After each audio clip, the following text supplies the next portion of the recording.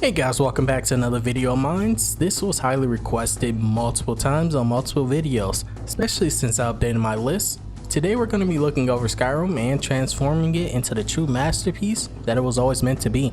And we're going to be doing that with just a small amount of mods that everyone will be able to get. And nothing too crazy. So that means no 4K mods or Nature of the Wildlands, because I want this to be as performance friendly as possible while being as beautiful as possible. But before we get into it, make sure you hit that like button down below, because today is going to be a great day, and maybe subscribe if you're feeling generous. But other than that, let's dive right in, and I hope you guys enjoy.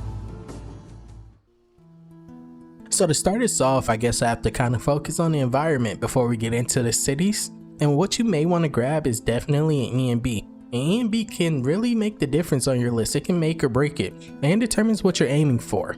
I personally use Cabbage ENB with Nat ENB, which recolors Skyrim. Nat ENB is a weather, not the full ENB, if I had to clarify that.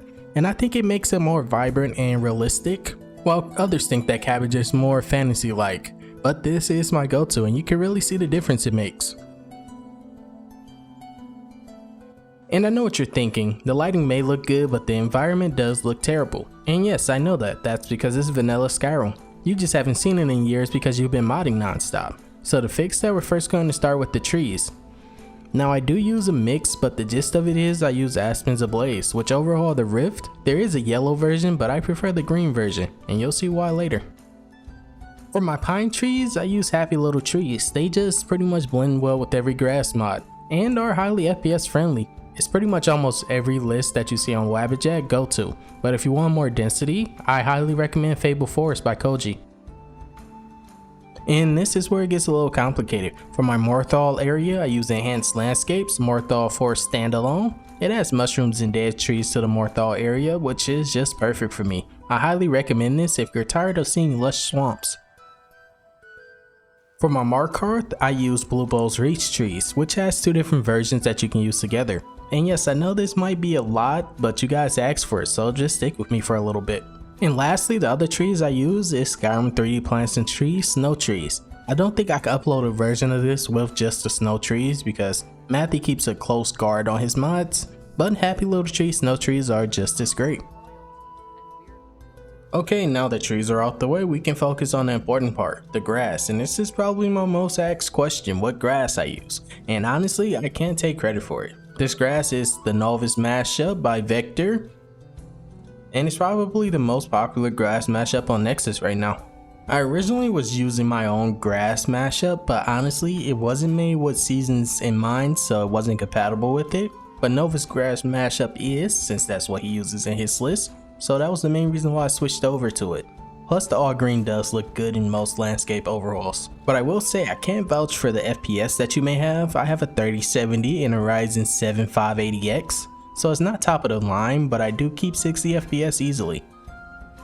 Okay, so now since the trees and the grass are done, now I'll go over the floral mods. Mostly I just use Skyrim 3D trees and plants for things like the flowers, but mainly for the farm parts because no other mod really overhauls the farm crops like Skyrim 3D trees and plants. But luckily you can use Skyrim 3D trees and plants, the plants only version by Scoff Slapping. Which is because Skyrim 3D trees and plants on its own overwrites pretty much everything else unless you use this or something uses base object swapper. On top of that, I also use Draco 3D plants and shrubs because it overwrites Skyrim 3D trees and plants, and it blends well with the trees because Happy Little Trees is pretty bright, so it kind of balances that.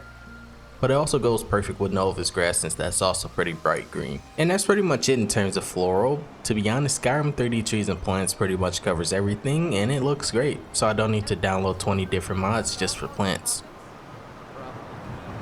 Now we get into the miscellaneous add-ons to the environment that I did just because Skyrim felt kinda empty. Each of these mods take Skyrim to a new level and will actually make exploring worth it.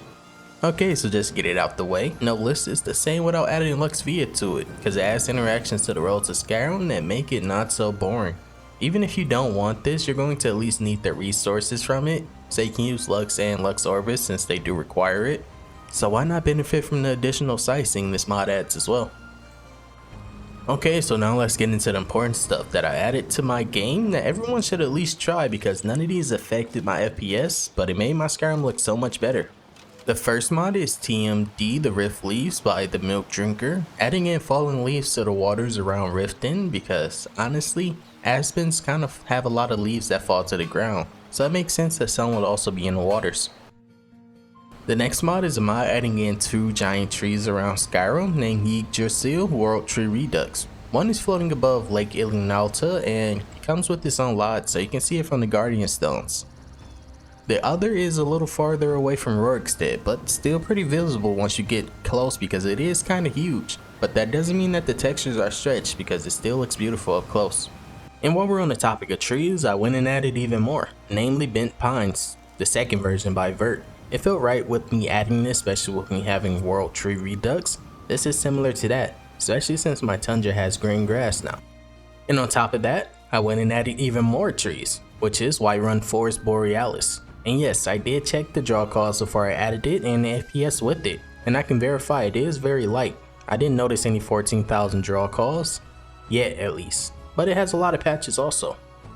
And then just one more tree mod, but this one isn't really adding more trees, but just swapping some out. This is called Detailed Landscape Smouldering Pine Trees, which is a very underrated mod. This mod adds smoking pine trees to your volcanic areas, and you uses base object swapper to do it, so it's compatible with everything. And no, we're not done there. I mean, we're done with the trees and stuff, but so much more landscape things to add. So firstly, we're going to start off with something big, which is called Northern Scenery, Whiterun Tundra by Hellinger Crest.